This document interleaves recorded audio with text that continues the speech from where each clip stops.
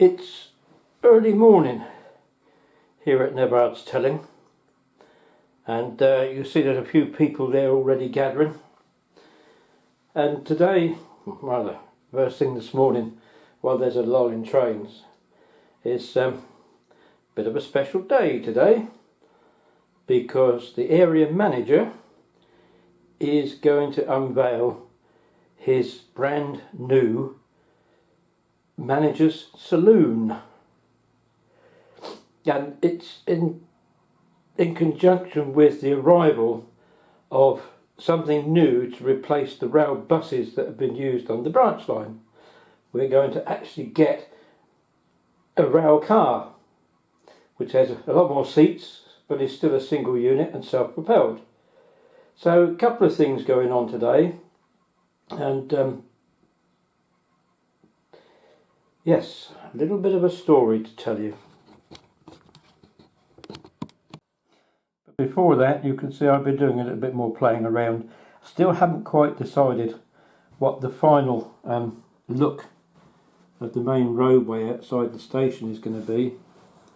But you see I've changed the vehicles round, I've added one or two. And as we come along here, you'll see I've got some pallet loads. Sorry, my left hand, I'll change hands. My left hand shakes now, it's to do with my heart problem. You see I've got a nice little Morris J down there, and we've added a bank.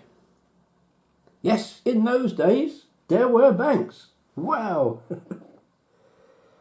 Anyway, that's that. Right, now I said, branch line is getting a brand new piece of rolling stock. And this is what it is. I know you like to see what I've got in the boxes. I've still got loads of boxes to get through. So even if I do no actual work on the layout, there's still boxes to undo. But this is it. On the lightly used lines, although British Railways tried diesel rail buses, they weren't a great success.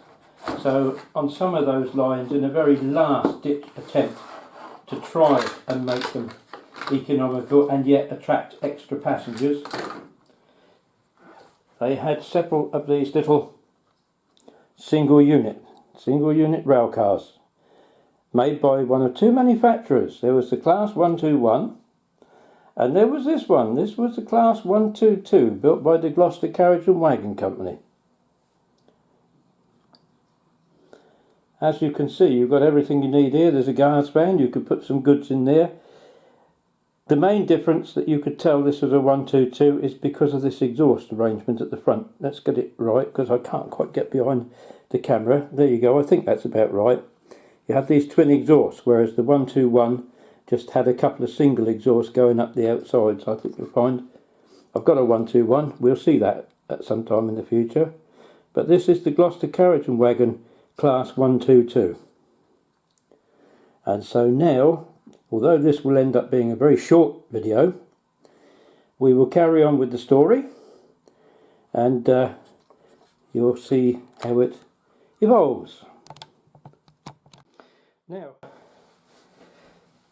the single unit has arrived.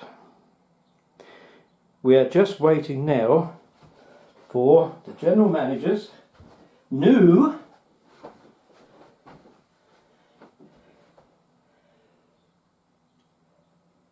inspection vehicle to arrive, and it is coming any moment now.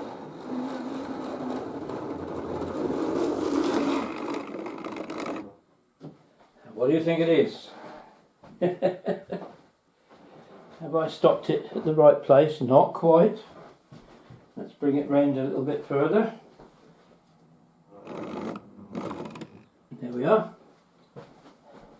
That sounds as though that is going to derail at any moment in time, and hopefully it won't.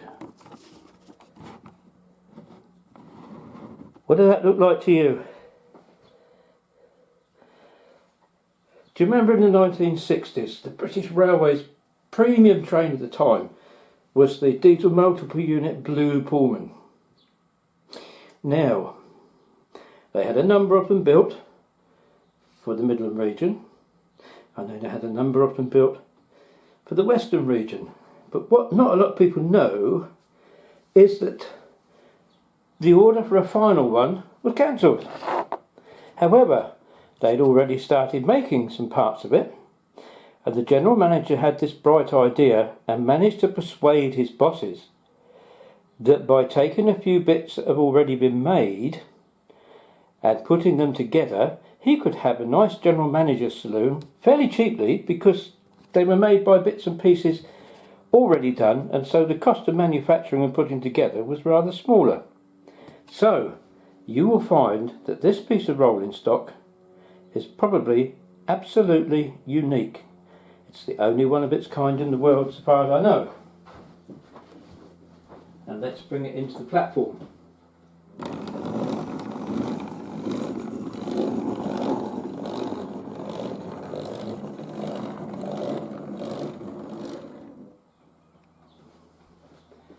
Do you see that? It's the same at the back end as it is at the front, but it's only a single unit. And he calls it his push me pull you. Well, don't forget, we haven't even heard of Dr. Dolittle when this was built. So here's his push me pull you. 2 bits of blue Pullman train sandwiched together. It's got a galley at one end with the catering section, and at the other end it has an observation saloon and a conference section. So it can be hired out to anyone who has sufficient money, and that is how he sold it to his bosses. And there we are. So he's taken delivery of this morning. They're also taking delivery of the single unit, and so we'll move on a little bit in time. The ceremonies have all been done and dusted, and the party of VIPs are going to depart in the class 121 for now. Some of them are going back to Prince's Risborough. Others will stay in the area manager's saloon, and we'll head on towards Oxford. So we will just start up the single unit. Lights on. Yep, that's a good start, isn't it? All lights working. I haven't got sound on this unit, so please don't expect any fancy stuff here. And here we go.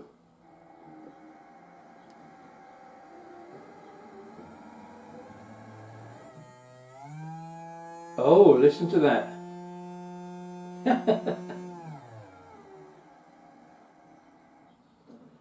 It's almost as if the engine failure is prototypical.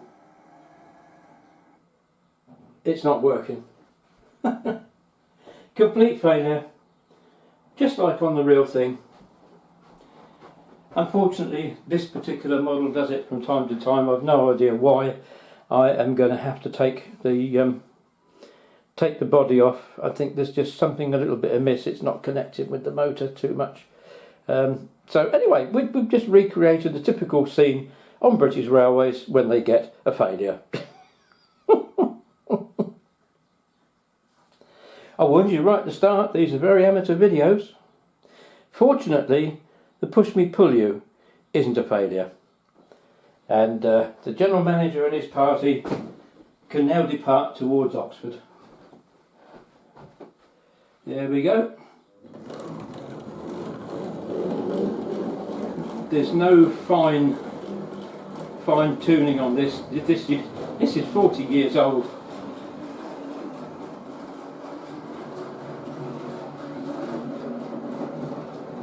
And off he goes towards Oxford.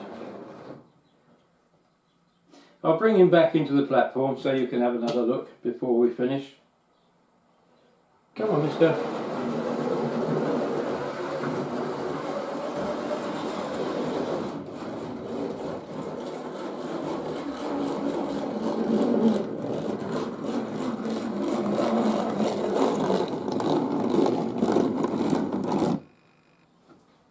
There we are. I got this for a very, very good price, and the bloke that put it together has done, as I think you'll agree, a marvellous job. And I honestly don't think there is actually another model like this anywhere in the world. He was doing at the time 2 or 3 definite one-offs, and I think I was lucky to get this. I don't know why nobody else wanted to buy it, but I got it, and I'm very pleased with it. It's nice to have something unique. So sorry, this week is it's a bit rushed and it's a bit bleh, but I'm having to do it very quickly because I'm going away for the weekend and I haven't had an awful lot of time to do it. So rather than do nothing at all, I thought I'd do this quick little one so you can see I'm still at it. I really don't know what time I'm going to get before the next one, or even what I'm going to do for the next one, but like I said, I've got to